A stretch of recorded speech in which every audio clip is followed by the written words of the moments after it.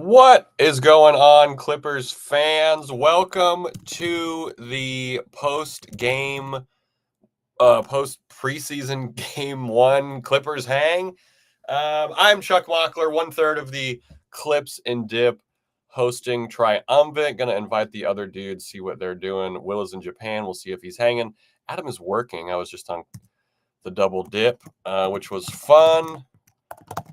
But yeah, weird ending. Not a weird ending, a pretty shitty ending, all things considered. Clippers lose a buzzer beater by Lindy Waters III because it is the preseason, and that is how things happen. There were some good things in this game. We're going to talk about James Harden being incredibly aggressive, which is awesome to see. Yes, I'm very thankful for Otani. We'll talk about that. Okay, Renzo the gamer's freaking out. I did make myself a little drink. Let me know what you guys are sipping on. Don't. Hey, that if you're a new Clippers fan, welcome to Clippers fandom. You get beat on a buzzer beater by Lindy Waters III. That is Clippers fandom in a nutshell. If you missed this game, I just want to give an overall note on the game. This is from La Murray. Both teams 20 plus turnovers, both teams sub 40% on field goals, both teams sub 25% on threes. Hard to take away a bunch from this game, you know what I mean? All that considered. But let's talk about the good things. Put what you liked in the chat. If you liked anything. I think I'm going to talk about the starters, which don't read too much into the starters. Ty Lue said that as well. But I think the best starter, obviously, was James Harden. He looked aggressive. He looked everything that we'd been hearing about him, right? Like, this is his team, all that stuff. I mean, 13 points, 8 assists, 2 boards. He was doing exactly James Harden things that you want him to do. Him and Zubac looked very comfortable. Again, look at it through the lens of it being preseason game one. For what this was, Zoo and James Harden looked great. Chris Dunn was active on the glass. He started too, which was interesting. LZO. Chris Dunn was impressive. He was active on the boards, which you really like to see. Only took one shot, but again, his role is one to be an annoying defender, and I thought he was that again for what it was tonight. Norm Powell with the first bucket of the game for the Clippers looked very aggressive. He shot 71%, 11 points, 1 assist, 1 board, 1 block. We know what we're getting from Norm. I don't mean that in a mean way. He gave us points. He gave us 1 block.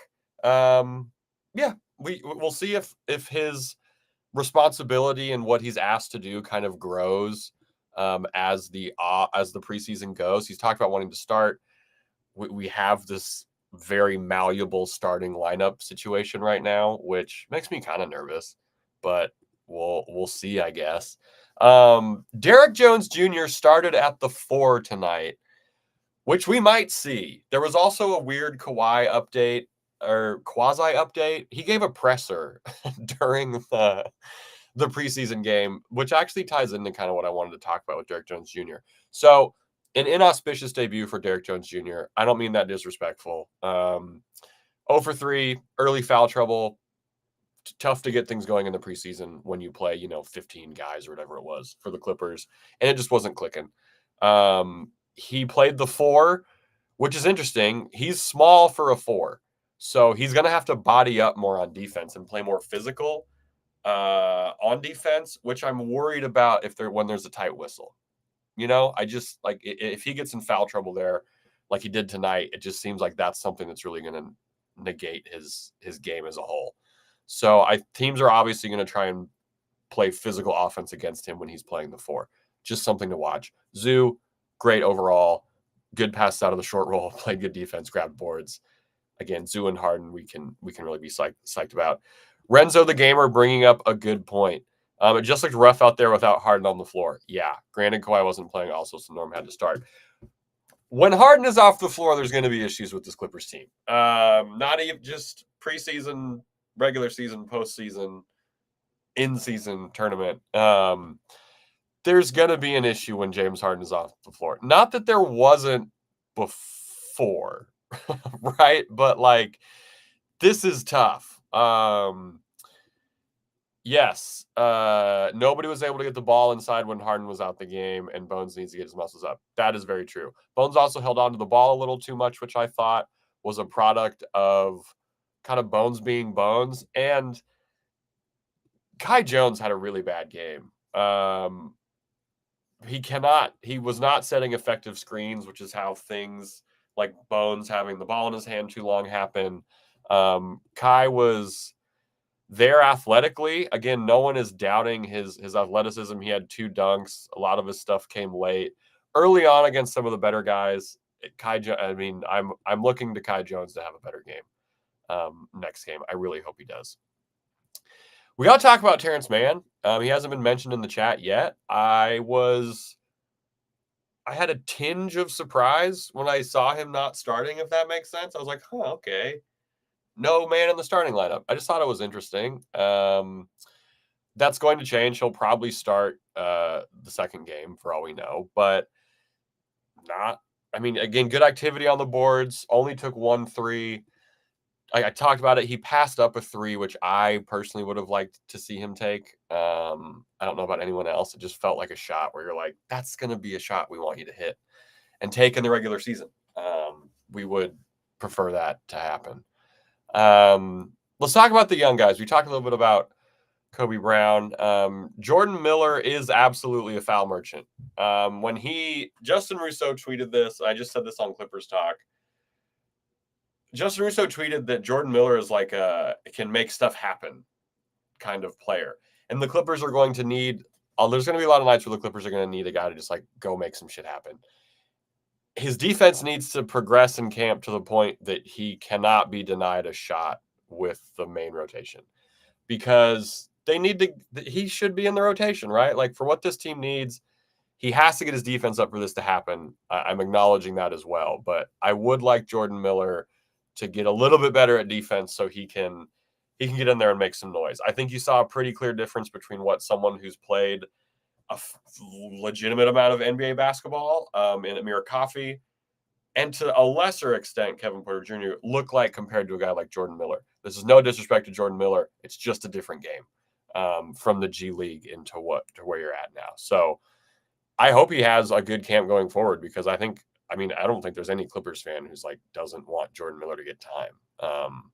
It's just got to be that defensive side of the ball. He makes things happen when he gets downhill. It's good stuff all around.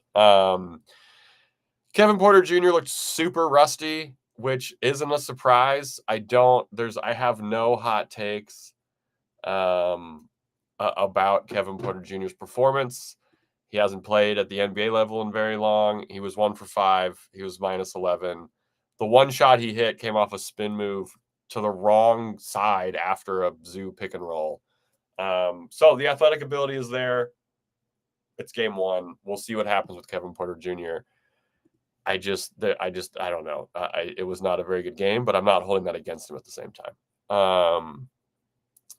It was kind of a mess bench wise, really. Like in the meaningful minutes, you know what I mean? Like in minutes where it was like maybe the top 10 for both teams was going to play.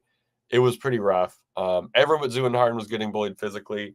Yeah, I want to see Derrick Jones Jr. bounce back more in the second game from this. And I don't want to seem like I'm disappointed, right? It's preseason game 1. There's a bunch of new guys. There's a new defensive system. There's going to be kinks. There were so many issues on the transition defense tonight for the Clippers. You just look at just like kind of the basic numbers stuff. It was rough. Field goal battle, which is something that I will acknowledge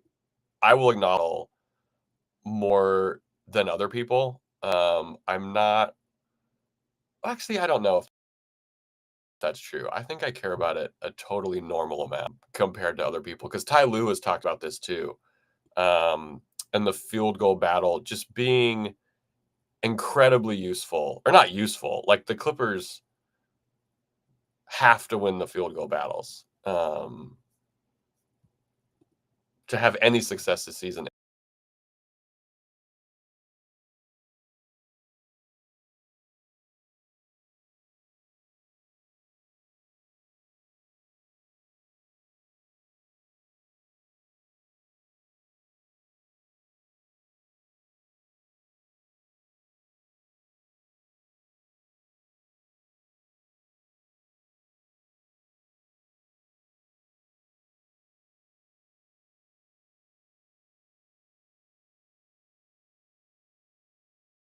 Hey, technical difficulties, I'm back.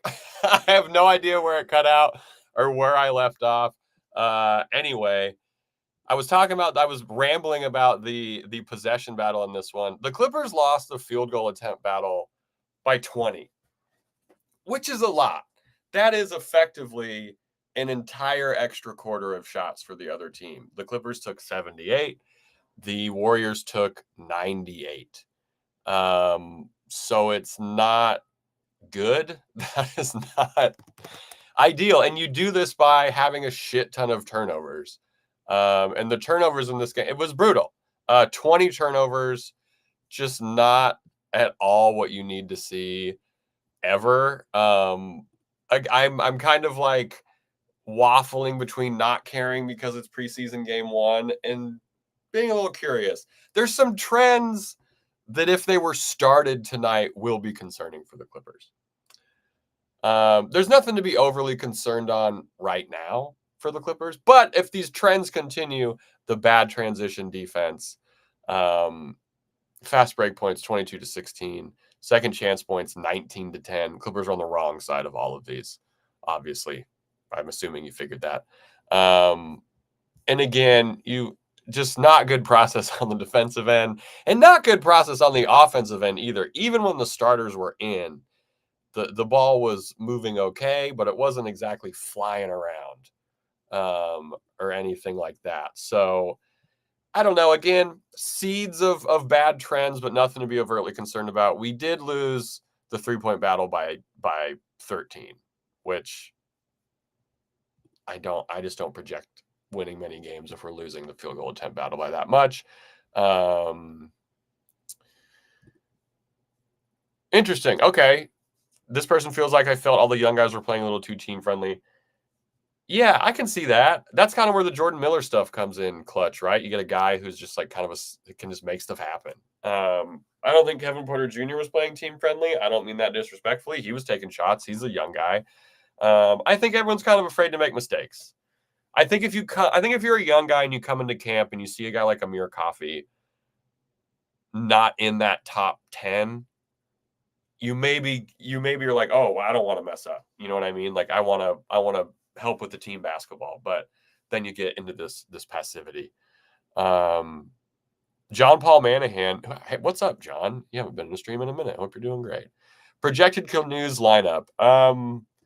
The projected Canoes lineup, fully healthy. For those of you who don't know, if you're new, Canoes was dubbed by the Clipset podcast. This is everyone who's kind of like not like it's like a combination of second string and third string. It's going to be something weird like actually I don't know because the guard battle is kind of crazy right now with this Norm starting stuff. Like the backup point guard, if you looked at it tonight, was Bones Highland, which I don't think any of us expected. Really, just given all the conjecture and the vibes and things like that. So I have no idea, actually, John Paul. I have no idea. I hope Jordan Miller is part of that kind of like tertiary crew of dudes who play. I agree 100%. LZEO, this is the perfect time for a young guy to shine, similar to Jordan Poole's come up. Yeah, this is the Jordan Miller. I mean, this is like, if there ever were a time for Jordan Miller to cement himself as a Clipper that needs to be on the first team moving forward in a meaningful way, it's this camp. And this isn't like how come he hasn't taken it yet? This is a great chance for Jordan Miller to show why he should get real NBA minutes. And I hope he does in game 2. It's on Tuesday, so the quick turnaround time. Young legs are going to help Jordan Miller, I think, too. Ex Mongo Project asking, Was PJ Tucker there? Yeah, so PJ Tucker and Batum both just had vet rest days. They're old. I don't mean that disrespectfully. It's a fact. I believe PJ Tucker is the second oldest player in the league. And I would consider him the oldest because I don't consider LeBron to be the oldest player in the league. He's a superhuman. I don't put age on LeBron and his ability.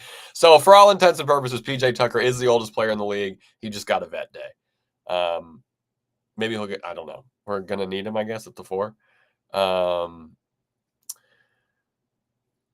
If Kai Jones keep playing like this, I'd rather the Clips take a shot on Kai Soto. I mean, we even gave Moses a chance.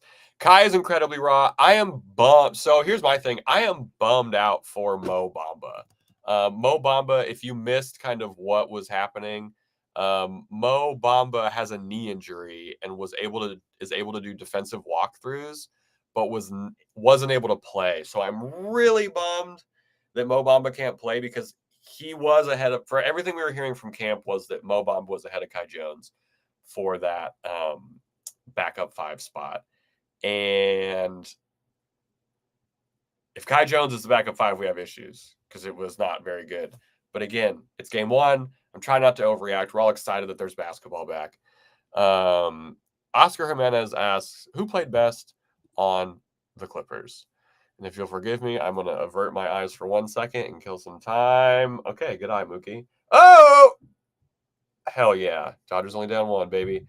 I do have the Dodgers game on. Who played best on the Clippers? It was James Harden. Put in the chat who other than James Harden played better in this game, but it was clearly James Harden. He didn't shoot very well, but he had 8 free throw attempts. There's only 1 more than Kevin Porter Jr., but he made all of his free throw attempts. So it was James Harden by a mile. Then I would probably go Ivica Zubac, then Norm Powell. So 3 starters. Then everyone else was kind of just fine. You saw some stuff where like it made sense. And you saw there was nothing like incredibly surprising tonight, which is kind of a bummer, I guess, because there wasn't a good surprise, but there wasn't a bad surprise. Amir came in, had a good game. Maybe maybe you could be worried he wouldn't have the best preseason. He's been up and down historically with his, pre-regular season stuff for the Clips. 10 minutes for Terrence Mann, I think, is that's quasi-surprising, I would say.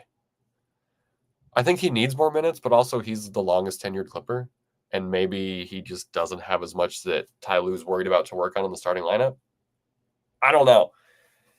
What did y'all think of the starting lineup? We were incredibly small with that starting lineup. The starting lineup, if you missed it. So this is a thing. Sorry. Also, if you're new to the stream, thanks for hanging out. If you're not subscribed, go ahead and subscribe. Usually it's myself and Adam Osmond and Will Updike. Will is in Tokyo. Adam is on the radio right now. I'm the only one who has nothing else to do. So we're hanging out. We are Clips and Dip. We come at you a couple times a week, 3 times a week during the regular season, which is fun. John Paul Manahan saying we will likely get Nico minutes at the 5 than Kai right now. Not for the whole time. Nico is an older player in the NBA. It's going to be tough. He had some injuries last year. We'll see how much Nico at the 5 we get. It's not going to be enough to like spell Kai Jones. You know what I mean? Wow, this is a big at bat for Freddie Freeman. Fuck. All right. Fashizzle Badizzle saying Chris Dunn did some cool stuff. Chris Dunn did do some cool stuff.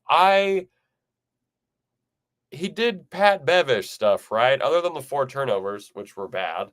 I thought it was, it was good. Like he had good activity around the boards. His point of attack defense, I think within the first 45 seconds of this game, Chris Dunn had a steal or a deflection or something like that, which was awesome to see. Apparently, Ty Lue loves Chris Dunn. He's been loving what he's doing at camp, and we should all love Chris Dunn because I think he's going to be good. I hope he gets more shots up. In the next game, 1 shot attempt. You obviously want to see that be higher, but that's just how the game went. It was weird. And no one's mentioned Derrick Jones Jr. I'm not saying I'm disappointed in Derrick Jones Jr. I'm just disappointed we didn't get to see him like dunk. I just wanted a better game for him. You know what I mean? Just so he could, have a good first quasi-meaningful game with the Clippers. That's kind of how I felt about Derrick Jones Jr. Just didn't look comfortable. Chris Dunn looked a lot more comfortable with the three other Clippers, who have played more together. It's not a shock that Norm, Zoo, and Harden all looked the best from the starters tonight, given just their familiarity. But yeah, let me know if you guys have any other kind of surprising takes or ideas for some. Cam Christie made a 3. Hell yeah, awesome. We've talked a little bit about Bones, but Bones was kind of the victim of his own stuff. And as I mentioned it, bad spacing and bad screens. Screens from Kai Jones being bad. And just, So, Bones absolutely has a shot on the regular rotation. Look at what happened tonight. So let's say we still have to talk about the Kawhi Leonard thing too. So let's say Kawhi isn't ready for opening night, which would not be crazy. You add Nick Batum and PJ Tucker didn't play tonight. You add them into the factor. They're not taking Bones' spot. But you look at who started tonight between Norm Powell, Chris Dunn, and James Harden. Even if you switch Terrence Mann out for one of Chris Dunn or Norm Powell, it's Bones has a shot at this rotation. If we're going to start 3 guards when Kawhi is out, Bones absolutely has a shot at this rotation. Just based on math, right? I don't think that's that crazy. I want to talk about the Kawhi press conference, which if you guys missed it, Kawhi just did a weird little presser during the game, or it was from earlier. I don't know. We talked about he wants to play 82 games. That's just not possible anymore. He's tried. It doesn't work. I don't think any of us can deny that. John Paul Monahan, yes, KPJ played. We've already talked about it. He was bad, but I don't mean that in a mean way. Hasn't played basketball in a minute. Kawhi said he's feeling good. He likes what he sees from the Clippers' level of competitiveness after this week. But he also said that no one stood out to him, which I thought was funny. Law asked him if anyone stood out, and Kawhi was kind of just no. Not really. Kawhi seems to want a power forward so bad for this team. Kawhi, this is the most, and I haven't really been on this. We know that Kawhi doesn't like playing the 4, or doesn't seems to prefer a different situation than himself playing the 4. He's had quotes about this in the past. But this was from Joey Lynn. Kawhi Leonard, when asked about his position in playing power forward, who was the power forward last year? It's going to be the same thing pretty much, but we got to control what we can control. I probably ran the top 5 most miles per game last year, or top 10, all coming off a torn meniscus. So we got to see if that's beneficial for me or not. He doesn't seem to like playing the 4, everybody. I don't necessarily blame him. I don't think that's what caused his injury. It just doesn't, it's not easy to play that many minutes and everything like that when you have that injury. But I don't know how much his minutes change if he were to play the 3. We still need Kawhi Leonard on the floor as much as possible, but he really wants a 4. It seems like. Call me crazy if you think I'm crazy, but I'm not the only person. Come on, Teoscar. Oh! Let's go. Sorry about that. Quick respite. This will not be an audio episode, so they won't have to deal with this. Fantastic job, Teoscar Hernandez. Okay, got a couple more minutes hanging out. Let me know your thoughts on the preseason. Sucks the Clippers lost. Not the biggest deal, really, win-lose either way, but yeah, some good things to build on. It's nice to see Harden being aggressive. It's nice to see Zoo kind of locked in already. He was making good pass out of the short roll. Yeah, we do have PJ Tucker. So this is where people have said this. They're like, oh, we're just going to trade for what is the Clippers' goal this year, right? They can't tank because the pick, they have the swap, right? It doesn't behoove them to lose games. I have said this. I don't think they're crazy good enough, to they're not a lock for a playoff spot. They're a high play-in team for sure, I think. So what is the trade situation? They said they want the open slot for, after this season, they will the open max slots. Like, they don't have a bunch of stuff to move, and we already did the financial work. X Mongo Project says, I hope to see a real rotation in the preseason. I do too. And by real, I think we need to put that into two categories, though. Real being what the team looks like with Kawhi, if he's able to play, which I don't think he's going to play in the preseason, and what it looks like without Kawhi, because that is also a very real rotation. So I agree 100%. I think in preseason game 4, we'll see some of that stuff, but not right now. They're in Hawaii. Like, it's it's about finding out what you have with the new guys, and things like that. So it'll be interesting. Game 2 is on, I think it's the 8th, right? They're playing the Blazers. So yeah, it's going to be, it's kind of already a weird preseason. It was kind of weird going into tonight. I don't think tonight made it any weirder. But you see the rotation. Next game, I assume the 3 starters who are going to be the same. It's going to be Harden. I'm assuming Powell's going to be out there again. And Zoo. And I would bet that Terence takes Chris Dunn's place and Derrick Jones Jr. stays at the 4. Is what I think we'll see for game 2. Other than that, I have no idea what's going to happen. Nothing even that goofy happened this game. I don't know. It was a preseason-ass game. Hats off to Nate Darling. I think he tied the game late. That was a good time. All right. I'm about to head out. If you have any other final thoughts on the Clippers preseason, put them in the chat. Thank you for hanging out, everybody. Sorry that the stream died at one point. I'm not taking responsibility for that. I don't do IT. If you watched all of this game, you're an absolute sicko, and that is needed this year because the Clippers are going to have some games that look like tonight during the regular season. I don't mean that in a rude way. It's just going to happen with what this roster makeup is without Kawhi. Trends to look for. I'm going to end on this, on trends to look for the next, from now until the end of the preseason. Is the transition defense getting better? Are the turnovers getting better? Are the Clippers causing turnovers, which has been a point of emphasis during training camp? Are Terrence Mann and Chris Dunn taking threes and getting boards?